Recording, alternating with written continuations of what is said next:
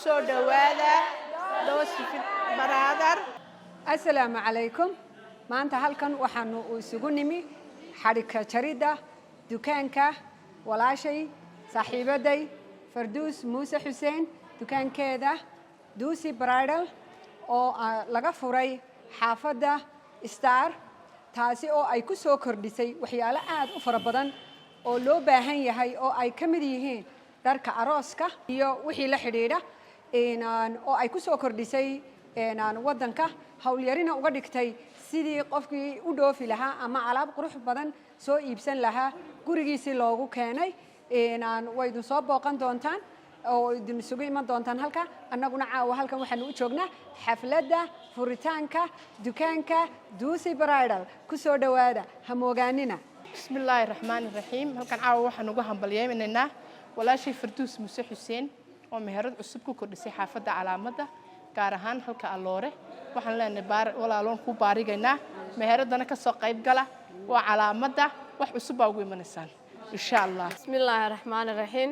Ma sha Allah waxaan u hambalyeynayaa walaashay Farduus Muuse Xuseen meherad furatay Calaamadda xaafadda Calaamadda Star. إلهي أكو بركة الله ولا ما شاء الله مال خير قبته إن شاء الله كاغدغو كوسام بلغيلي. السلام عليكم ورحمة الله وبركاته.